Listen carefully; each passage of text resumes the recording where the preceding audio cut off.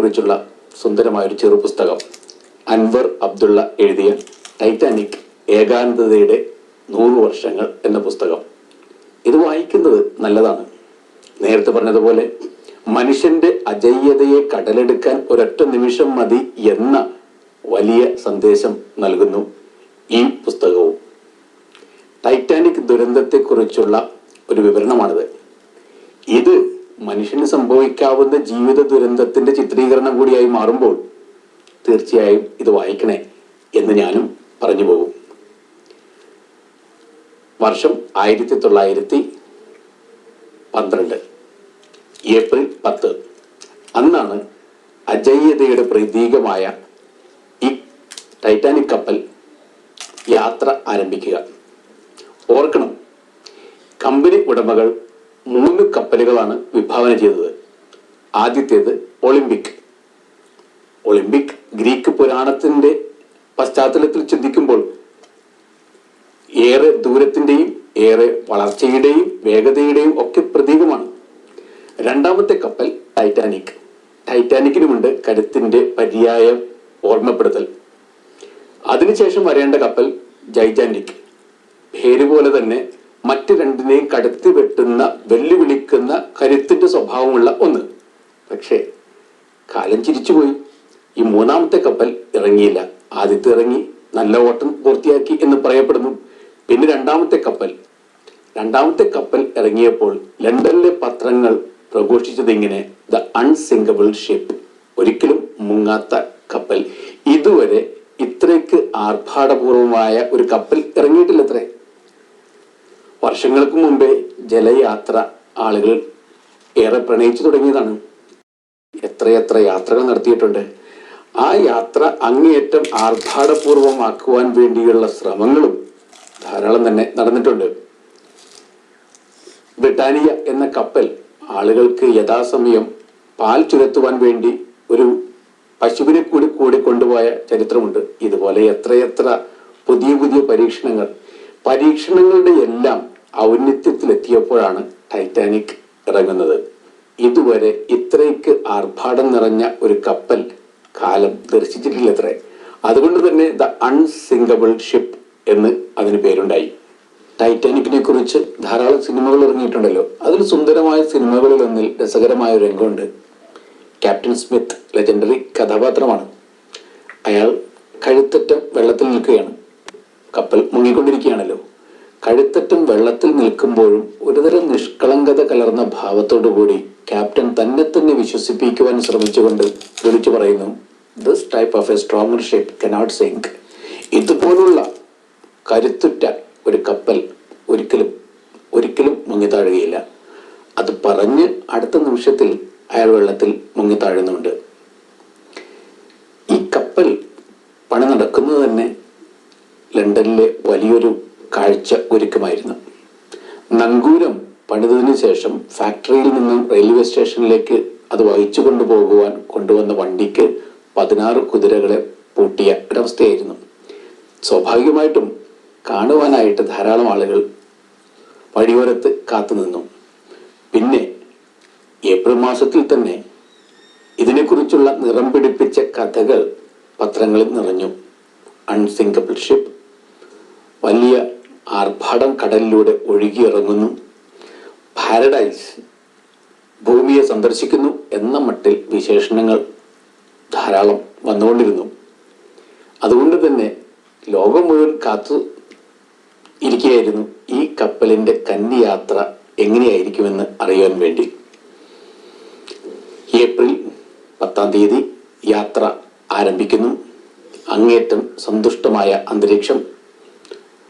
ആർഭാട ജീവിതം നയിക്കുന്ന സമ്പന്നർ മാത്രമാണ് ഈ വാഹനത്തിൽ ഉണ്ടായിരുന്നതെന്ന് കരുതരുത്. മറിച്ച് ജീവിതം പച്ചപിടിപ്പിക്കുവാൻ വേണ്ടി ശ്രമം നടത്തുന്ന സാധാരണക്കാരൻ ധാരാളം പേര് 3ാം ക്ലാസ്സിൽ കയറി പറ്റിയിരുന്നു. യാത്ര ആരംഭിക്കുന്നു. ഏറ്റവും രസകരമായ 1-2 കാര്യങ്ങൾ നമ്മൾ ശ്രദ്ധേയമായിട്ട് കാണേണ്ടതുണ്ട്. അൺസിങ്കബിൾ ഷിപ്പ് എന്ന് എല്ലാവരും വാഴ്ത്തിപ്പാടിയത് കൊണ്ടാകാം ആവശ്യത്തിലധികം ലൈഫ് ജാക്കറ്റുകളൊക്കെ കപ്പലിലുണ്ടായിരുന്നെങ്കിലും അതെങ്ങനെ എടുത്ത് ഉപയോഗിക്കണമെന്നുള്ള ട്രെയിനിങ് ആർക്കും നൽകപ്പെട്ടില്ല. ഒരിക്കലും മുങ്ങാത്ത കപ്പലിലുള്ളവർ എന്തിനാണ് മുങ്ങിത്താഴുമ്പോഴുള്ള പ്രത്യേകമായ സെക്യൂരിറ്റി മെഷേഴ്സിനെ കുറിച്ച് ചിന്തിക്കണം. ഇനി ലൈഫ് ബോട്ടുകളും ആവശ്യത്തിലധികം ഉണ്ടായിരുന്നിരിക്കാം. പക്ഷേ അതൊക്കെ ആവശ്യ സമയങ്ങളിൽ എടുത്തുപയോഗിക്കുന്നതിനെ കുറിച്ചുള്ള ആ ഒരു സംയമനത്തിന്റെ ട്രെയിനിങ് ആർക്കും ലഭിച്ചിരുന്നില്ല. നേരത്തെ പറഞ്ഞതുപോലെ അൺതിങ്കബിൾ ആയിട്ടുള്ള കാര്യത്തെക്കുറിച്ച് ചിന്തിച്ച് സമയം കളയേണ്ട ആവശ്യമില്ലല്ലോ. ഇതായിരുന്നു ആളുകളുടെ പൊതു ധാരണ. ഇനി യാത്രയ്ക്ക് വേണ്ടി തിരഞ്ഞെടുത്ത പാത എല്ലാവരുടെയും നെറ്റിച്ചുളിപ്പിക്കുന്ന ഒരു കാര്യമായി അത് മാറി. ന്യൂ ഫൗണ്ട് ലാൻഡ് ചാനൽ അതാണ് തിരഞ്ഞെടുത്തത്. ആരും ആ പാതയിലൂടെ സാധാരണഗതിയിൽ മുന്നോട്ട് പോയിട്ടില്ല. എന്തുകൊണ്ട് ഈ പാത തിരഞ്ഞെടുത്തു? ഹിമാനികൾ നിറഞ്ഞ, മഞ്ഞുമലകൾ നിറഞ്ഞ, അപകടം പിടിച്ച അപായത്തിന്റെ പാത എന്നറിയപ്പെടുന്ന ഒരു പാതയിലൂടെ യാത്ര ആരംഭിക്കുകയാണ്. ഇനി കപ്പലിന്റെ വേഗത. ധാരാളം ചരിത്രകാരന്മാർ പറയുന്നത് അനിയന്ത്രിതമായ വേഗതയാണ് കപ്പലിന്റെ അപകട കാരണമായി മാറിയത് എന്നാണ്. അപ്പോൾ വേഗത എവിടെ നിന്ന് വരുന്നു? ന്യൂ ഫൗണ്ട് ലാൻഡ് എന്ന പേര് തന്നെ സത്യത്തിൽ നമ്മെ ധ്യാനത്തിലേക്ക് നയിക്കുന്നുണ്ട്. നിങ്ങൾ കണ്ടെത്തുന്ന പുതുവഴിയാണത്. കാലം ഒരു വഴി ഒരുക്കി വെച്ചിട്ടുണ്ട്. പക്ഷേ അങ്ങേറ്റം അഹന്തയുടെ കണ്ണുകൾ കൊണ്ട് നിങ്ങൾ നോക്കിക്കഴിയുമ്പോൾ നിങ്ങൾ കണ്ടെത്തുന്ന നിങ്ങളുടെ അഹന്തയുടെ പൊലിമയുള്ളൊരു വഴിയുണ്ട്. ആ വഴി ഒരുപക്ഷെ നിങ്ങളുടെ നാശത്തിലേക്കുള്ള വഴിയായിരിക്കാം. അങ്ങനെ ഒരു ന്യൂ ഫൗണ്ട് ലാൻഡ് ചാനലിലൂടെയുള്ള യാത്ര, നിങ്ങൾ സ്വയം വെട്ടിയൊരുക്കുന്ന പാതയിലൂടെ ചരിക്കുമ്പോൾ ചിലപ്പോഴൊക്കെ വേഗത കൂടാം. അനിയന്ത്രിതമായ വേഗത. ഈ അനിയന്ത്രിതമായ വേഗതയിൽ നിങ്ങൾ മുന്നോട്ട് നീങ്ങുമ്പോൾ നിങ്ങളെക്കാൾ എത്രയോ പ്രബലമായ ശക്തി തൊട്ടുമുന്നിൽ നിൽക്കുന്നുണ്ടാകാം, തിരിച്ചറിയുന്നില്ല. ഈ ടൈറ്റാനിക്കിന്റെ സ്ഥിതി വിവരങ്ങളൊക്കെ അന്വേഷിക്കുമ്പോൾ രസകരമായി തോന്നുന്ന ചില കാര്യങ്ങൾ കൂടിയുണ്ട്. ടൈറ്റാനിക്കിന്റെ കേവ് ഭാരം 46,328 ഗ്രോസ് രജിസ്റ്റർഡ് ടണ്ണായിരുന്നു. ഡിസ്പ്ലേസ്മെന്റ് ഭാരം 52,310 ടൺ. നീളം 882 അടി 9 ഇഞ്ച്. ഉയരം 175 അടി. ഇനി രസകരമായ ഒരു യാദൃശ്ചികത. ഈ ടൈറ്റാനിക് ചെന്നിടിച്ച മഞ്ഞുമലയ്ക്ക് 1,02,00,000 ടൺ ഭാരം. സ്വപ്ന തുല്യമായ യാത്രയ്ക്ക് വേണ്ടി മനുഷ്യർ ഒരുക്കിയിരിക്കുന്ന ടൈറ്റാനിക്കിന്റെ ഭാരം 50,000 ടൺ. ഈ 50,000 ടൺ ഭാരമുള്ള കപ്പൽ 1,02,00,000 ടൺ ഭാരമുള്ള മഞ്ഞുമലയ്ക്ക് മുമ്പിൽ നിൽക്കുമ്പോൾ ദൈവം പോലും ചിരിച്ചു പോകും മനുഷ്യരുടെ കേളികളിലെ അബദ്ധങ്ങളെ കുറിച്ച് ഓർത്തിട്ട്. ഇനി വീണ്ടും രസകരമായ കൗതുക കാഴ്ചകളുണ്ട്. അങ്ങേറ്റം അപായം നിറഞ്ഞ പാതയിലൂടെ യാത്ര പുറപ്പെടുമ്പോൾ പല കപ്പലുകളിൽ നിന്നും അപായ സിഗ്നലുകൾ വന്നിരുന്നു. കാലിഫോർണിയ, ബോൾട്ടിക്, കരോണിയ എന്നീ 3 കപ്പലുകളിൽ നിന്നും തുടർച്ചയായി സിഗ്നൽസ് എത്തിക്കൊണ്ടിരുന്നു. നിങ്ങളിപ്പോൾ നീങ്ങുന്നത് അപകടം നിറഞ്ഞ പാതയിലൂടെയാണ്. മഞ്ഞുമലയുണ്ട്. മൊസാംബിക് എന്നൊരു കപ്പൽ ഏതാനും മണിക്കൂറുകൾക്ക് മുമ്പ് ഇവർക്കൊരു സിഗ്നൽ കൊടുത്തു. അങ്ങേയറ്റം അപകടം നിറഞ്ഞ യാത്രയാണത്, മഞ്ഞുമല ഉണ്ട് വഴിയോരത്ത്, സൂക്ഷിക്കണം. പക്ഷേ ഇത് കേൾക്കാൻ അങ്ങേയറ്റം ധാർഷ്ട്യം നിറഞ്ഞ ചില കാതുകൾക്ക് സാധിച്ചില്ല. ഇതാണ് ജീവിതത്തിന്റെ മറ്റൊരു ദുരന്തം എന്ന് പറയുന്നത്. കാലിഫോർണിയ എന്ന കപ്പലിൽ നിന്നും മണിക്കൂറുകൾ ഇടവിട്ട് അപായ സിഗ്നലുകൾ നൽകി. രാത്രി ഏറെ വൈകി കിടക്കാൻ പോകുന്നതിന് മുമ്പും കാലിഫോർണിയ കപ്പലിൽ നിന്നും അപായ സിഗ്നൽ അയച്ചു. ഈ ടൈറ്റാനിക്കിൽ നിന്നും ഇത് സ്വീകരിച്ച വ്യക്തി അവസാനമായി പറഞ്ഞത് എന്താണ്? Shut up your mouth. ഇനി ഒന്നും മിണ്ടരുത്. പിന്നെ ക്രുദ്ധഭാവത്തോടുകൂടി അയാൾ ഒരു കാര്യം കൂടി കൂട്ടിച്ചേർത്തു, റേഡിയോ തരംഗങ്ങൾ, അതിന് നിങ്ങൾ തടസ്സം നേരിടുവാൻ ഇടവരുത്തരുത്. നിങ്ങളുടെ വഴി മാറി തരിക. ഇനി ഞങ്ങളെ ശല്യപ്പെടുത്തരുത്. ഒരിക്കലും മുങ്ങാത്ത, അങ്ങേറ്റം വേഗതയുള്ള, കരുത്തുള്ള, ഉയരങ്ങൾ താണ്ടേണ്ട ഒരു കപ്പലിൽ നിന്നും ഇങ്ങനെ ധാർഷ്ട്യം നിറഞ്ഞ ഒരു മറുപടി ഉണ്ടായേക്കാം. പിന്നെ ചരിത്രത്തിന്റെ നിശ്ചലത. മഞ്ഞുമലയിൽ തട്ടുമെന്നുള്ള അവസ്ഥയിലേക്ക് വന്നു കഴിഞ്ഞപ്പോൾ കപ്പലിന്റെ ഗതി നിശ്ചയിക്കുവാനും ഗതി തിരിച്ചുവിടുവാനുള്ള ശ്രമം നടന്നു. It was to late. ഒരുപാട് വൈകിപ്പോയി. ഇനി വേറെ വേറൊരു തമാശ, കാലിഫോർണിയ എന്ന കപ്പൽ തൊട്ടടുത്ത് തന്നെ ഉണ്ടായിരുന്നു. ടൈറ്റാനിക് മുങ്ങിത്തുടങ്ങുമ്പോൾ സഹായിക്കണേ എന്നുള്ള അഭ്യർത്ഥനയുമായിട്ട് സിഗ്നലുകൾ കാലിഫോർണിയയിലേക്ക് ചെന്നു. പക്ഷെ ഏതാനും മണിക്കൂറുകൾ മുമ്പ് വരെ കടുത്ത ശകാരവാക്കുകൾ കേട്ട് മനസ്സും മടുത്തുകൊണ്ടാകാം അവർ ഇവരുടെ സിഗ്നലുകളെ കാര്യമായി എടുത്തതേയില്ല. ഇതാണ് ജീവിതം കാഴ്ചവെക്കുന്ന മറ്റൊരു കൗതുക കാഴ്ച. നിങ്ങൾ തട്ടിത്തെറിപ്പിക്കുന്ന അവസരങ്ങൾ പിന്നെ നിങ്ങളെ തേടി എത്തുകയില്ലല്ലോ. കാലത്തിന് നീതമായ ഒരു പദ്ധതിയുണ്ട്. കാലത്തിന് നേരെ പുച്ഛിക്കുന്നവർ കാലത്തിന്റെ കെണിയിൽ തന്നെ വീണുപോകാം. മഞ്ഞുമലയിൽ തട്ടി കപ്പൽ മുങ്ങിത്തുടങ്ങുമ്പോഴും അകത്ത് യാത്ര ചെയ്യുന്ന ആളുകൾ അങ്ങേയറ്റ സന്തോഷത്തോടു കൂടി ഒരു പിക്നിക് മൂഡിൽ പുറത്തേക്ക് വന്നത്രേ മഞ്ഞുമല കാണാൻ വേണ്ടി. എല്ലാവരും നിരനിരയായി നിന്നത്രേ മഞ്ഞുമലയുടെ ദൃശ്യഭംഗി ഒപ്പിയെടുക്കുവാൻ വേണ്ടി കണ്ണുകളിൽ. പക്ഷെ അപ്പോഴവർ അറിയുന്നില്ല ഈ കപ്പൽ പതുക്കെ മുങ്ങിത്തുടങ്ങുകയാണെന്ന്. ഏതാനും സമയം കഴിഞ്ഞപ്പോൾ അറിയിപ്പുണ്ടായി, കപ്പൽ മുങ്ങിത്തുടങ്ങുകയാണ്, രക്ഷയ്ക്കുള്ള ശ്രമങ്ങൾ ആരംഭിക്കുക. അൺസിങ്കബിൾ ഷിപ്പിനകത്തുള്ളവർ ഇത് വിശ്വസിക്കുന്നില്ല. അവർ പുച്ഛിച്ചു തള്ളുന്നു. ലൈഫ് ബോട്ട് ഇറക്കുന്നു. ആദ്യത്തെ ലൈഫ് ബോട്ടിൽ 65 പേർക്ക് കയറാം. പക്ഷെ 20 പേർ മാത്രമാണ് കയറിയത്. ആരും തയ്യാറല്ല. കാരണം അവർ കരുതിയത് ഈ കപ്പലിനകത്താണ് കുറച്ചുകൂടി സുരക്ഷിതത്വം ഉള്ളത് എന്നാണ്. മെല്ലെ യാഥാർത്ഥ്യവുമായിട്ട് അവർ മുഖാമുഖം ദർശിച്ച് പിന്നെ യാഥാർത്ഥ്യമായിട്ട് ഒന്നുചേരാൻ തയ്യാറാവുന്നു. അപ്പോഴേക്കും ഏറെ വൈകിയിരുന്നു. പിന്നെ നെട്ടോട്ടമാണ്. ജീവൻ രക്ഷപ്പെടുത്തുവാൻ വേണ്ടിയുള്ള പെടാപ്പാട്. മരണത്തിനും ജീവിതത്തിനും ഇടയിലുള്ള നൂൽപ്പാലത്തിലൂടെ സഞ്ചരിക്കുന്ന ഒരു അവസ്ഥ. വേറൊരു കൗതുകം കൂടിയുണ്ട്. അന്ന് പൂർണ്ണ നിലാവിന്റെ ദിവസമായിരുന്നു അത്രേ. രംഗം മുഴുവൻ നിലാവിൽ കുളിച്ചു കിടക്കുകയാണ്.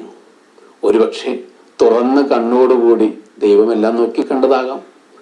നേരത്തെ പറഞ്ഞില്ലേ, മനുഷ്യർ ബാബേൽ ഗോപുരങ്ങൾ പണിയുമ്പോൾ ചില നേരങ്ങളിൽ നിസ്സഹായതയോടുകൂടി തുറന്ന കണ്ണോടുകൂടി ദൈവമെല്ലാം നോക്കിയിരിക്കും. ദൈവത്തിന് പോലും മനുഷ്യന്റെ അഹങ്കാരത്തെ കെടുത്തുവാൻ സാധിക്കില്ലല്ലോ. അപ്പൊ പൂർണ്ണ നിലാവിന് കീഴെ നിലാവിൽ മുങ്ങിക്കുളിച്ച കടലിൽ മെല്ലെ മനുഷ്യർ താഴേക്ക് പോയിക്കൊണ്ടിരിക്കുകയാണ്. ഇങ്ങനെ ഒരു കാഴ്ച. ഇതിനിടയിൽ രസകരമായ മനുഷ്യത്വത്തിന്റെ കുറെ കഥകളും അരങ്ങേറുന്നുണ്ട്. ചില ആളുകൾ തങ്ങൾക്ക് രക്ഷപ്പെടുവാനുള്ള അവസരമുണ്ടായിട്ടും മറ്റു ചിലർക്ക് വേണ്ടി വഴിമാറിക്കൊടുത്തത്രേ. മനുഷ്യത്വത്തിന്റെ ഹൃദയം തുറക്കുന്ന ചില ചിത്രങ്ങൾ. കോടീശ്വരനായ ഒരാൾ ഏറ്റവും നല്ല വസ്ത്രങ്ങൾ ധരിച്ചുകൊണ്ട് എല്ലാവരുടെ അടുക്കൽ വന്ന് നിന്നിട്ട് പറഞ്ഞു, let us die in a decent manner. മരിക്കുമെന്ന് ഉറപ്പുണ്ടല്ലോ. ഒരു കുലീനതയോടുകൂടി മഹത്വത്തിന്റെ മുദ്രയണിഞ്ഞ് മരിക്കാം. എല്ലാവരും ഓർത്തെടുക്കുന്ന മറ്റൊരു കഥാപാത്രം ക്യാപ്റ്റൻ സ്മിത്ത് തന്നെയാണ്. ക്യാപ്റ്റൻ സ്മിത്ത് ശാന്തത കൈവിടാതെ, പ്രസന്നത കൈവിടാതെ, അദ്ദേഹത്തിലുള്ള ആ ഒരു ജെന്റിൽമാൻ ലുക്ക് കൈവിടാതെ എല്ലാവരെയും ആശ്വസിപ്പിച്ചുകൊണ്ട് ഓടി നടന്നത്രേ. അവസാനം കപ്പൽ മുങ്ങിത്താഴുമെന്ന അവസ്ഥ വന്നപ്പോൾ അവസാനത്തെ ആളെ കൂടി രക്ഷപ്പെടുത്താനുള്ള ശ്രമം നടത്തി. പിന്നീടാണ് അദ്ദേഹം സ്വയം മരണത്തിലേക്ക് എടുത്തു ചാടുന്നത്. അങ്ങനെ ചാടുന്നതിനിടയിലും അദ്ദേഹം വിളിച്ചു പറഞ്ഞത് ഇങ്ങനെയാണത്രേ, ബി ബ്രിട്ടീഷ്. അതായത് മറ്റുള്ളവർക്കൊരു വഴിമാറി കൊടുക്കുക. ബ്രിട്ടീഷുകാർ മറ്റുള്ളവർക്ക് വേണ്ടി വഴിമാറി കൊടുക്കുന്നവരാണ്, അതാണ് അവരുടെ ഔചിത്യവും ഔന്നിത്യവും എന്ന് പറയാതെ പറയുകയാണ് അദ്ദേഹം, ബി ബ്രിട്ടീഷ്. പിന്നെ ചരിത്രം പറയുന്ന മറ്റൊരു കാര്യമുണ്ട്. മരിച്ചവരിൽ ഭൂരിഭാഗം പേരും ബ്രിട്ടീഷുകാരായിരുന്നു. രക്ഷപ്പെട്ടവരിൽ ഭൂരിഭാഗം പേരും അമേരിക്കക്കാരും. അമേരിക്കക്കാർ എങ്ങനെയെങ്കിലും രക്ഷപ്പെടാനുള്ള ശ്രമത്തിനിടയിൽ സ്വന്തം കാര്യം മാത്രം നോക്കിയപ്പോൾ ബ്രിട്ടീഷുകാർ മറ്റുള്ളവരെ കൂടി രക്ഷപ്പെടുത്താനുള്ള ശ്രമത്തിനിടയിൽ സ്വന്തം കാര്യം മറന്നുപോയതായിരിക്കാം. വേറെ ശ്രദ്ധേയമായൊരു ഗ്രൂപ്പ് എന്ന് പറയുന്നത് ഒരു ഗായക സംഘമായിരുന്നു. ചരിത്രത്തിന്റെ കണ്ണുകളെ ഈറനണിയിക്കുന്നു ഇവരുടെ ഗാനം. ഒരു കൂട്ടമായി നിന്ന് അവർ വയലിൻ മീട്ടുകയും പാടുകയും ചെയ്തു. അവർ പാടിയ പാട്ടേതായിരുന്നു? ഇന്നും ചെറിയ തർക്കങ്ങൾ നടക്കുന്നുണ്ട്. കാരണം ഓട്ടം എന്ന ടൈറ്റിലുള്ള ഒരു ഗാനമാണ് പാടിയതെന്ന് അമേരിക്കക്കാർ പറയുമ്പോൾ ബ്രിട്ടീഷ് ജനത ഒന്നടങ്കം പറയുന്നത് അവർ അന്ന് പാടിയത് ഇംഗ്ലണ്ടിൽ അന്ന് ഏറെ പ്രചാരത്തിലുണ്ടായിരുന്ന പാട്ട് നിയറർ മൈ ഗാഡ് ടു ദീ നിയറർ എന്ന് പറയുന്ന ആ ഗാനമായിരുന്നത്രേ. നിങ്ങളൊന്ന് സങ്കല്പിച്ച് നോക്കുക, മനുഷ്യന്റെ കരുത്തും മനുഷ്യന്റെ ബുദ്ധിവിലാസവും എല്ലാം ഒരു മഞ്ഞുമലയ്ക്ക് മുന്നിൽ വിറങ്ങലിച്ച് നിൽക്കുമ്പോൾ ഉള്ളിന്റെ ഉള്ളിൽ നിന്നും വൃണിത ഹൃദയത്തിലെ ഒരു പാട്ട് ഒഴുകിയിറങ്ങും. പാട്ട് പാടി നിൽക്കുന്ന കുറെ ആളുകൾ മെല്ലെ ശാന്തതയോടുകൂടി എല്ലാം ദൈവത്തിൽ സമർപ്പിച്ച് അവർ മരണത്തെ സ്വീകരിക്കുന്നു. ആ പാട്ടും പിന്നെ ഹൃദയത്തെ ഒരുപാട് വശീകരിക്കുന്നതായിരുന്നു. ഇന്നും ഒരു പക്ഷേ ടൈറ്റാനിക് കപ്പൽ മനുഷ്യന്റെ ബലഹീനതയെക്കുറിച്ച് പറയുമ്പോഴും കാലത്തിന്റെ സാക്ഷിയായി അങ്ങനെ നിലകൊള്ളുമ്പോഴും ആ കപ്പലിൽ നിന്നും ഈ പാട്ട് തന്നെ ഒഴുകിയിറങ്ങുന്നുണ്ടാകാം. ആ ഒരു പാട്ടിന് കാതോർക്കുന്നതും നന്നായിരിക്കാം. പലപ്പോഴും ടൈറ്റാനിക്കിനെ കുറിച്ച് പറയുന്നവരൊക്കെ അവർ അവസാനമായി പാടിയ ആ പാട്ടും മൂളാറുണ്ട്. എന്നെ കേൾക്കുന്നവരെ, കാലം കരുതി വെക്കുന്ന കുറെ പാഠപുസ്തകങ്ങളുണ്ട്. ആ പാഠപുസ്തകങ്ങൾ എഴുതപ്പെട്ടിരിക്കുന്നത് വായിച്ചെടുക്കണം, മനസ്സിലാക്കിയെടുക്കണം. നിങ്ങൾ ഒരുപാട് കരുത്തരാണെന്ന് തെറ്റിദ്ധരിക്കരുത്. ഈ മഹാപ്രപഞ്ചത്തിന്റെ ഒരു കോണിൽ നിൽക്കുന്ന ഒരു പൊട്ട് മാത്രമാണ് നമ്മൾ ഓരോരുത്തരും. അങ്ങനെയാണെങ്കിൽ എൻ്റേത്, എൻ്റെ ബലം, എൻ്റെ കരുത്ത്, എൻ്റെ നാട്, എൻ്റെ വീട് എന്നൊക്കെ പറഞ്ഞ് ഊറ്റം കൊള്ളുമ്പോൾ ഓർക്കണം, ഒരൊറ്റ നിമിഷം മതി കാലമെടുക്കാൻ, കടലെടുക്കാൻ, കാറ്റെടുക്കാൻ. ഈ ഒരു ചിന്ത തന്നെയാണ് ടൈറ്റാനിക് എന്ന ഈ പുസ്തകവും നമുക്ക് മുന്നിൽ അവതരിപ്പിക്കുക. പിന്നെ പുസ്തകം വായിച്ച് മടക്കി വെച്ച് കഴിയുമ്പോൾ മുങ്ങുന്ന കപ്പലിലെ ഗായകർ പാടിയ പാട്ട് അത് മനസ്സിലേക്ക് പതുക്കെ ഉയർന്നു വരുന്നു.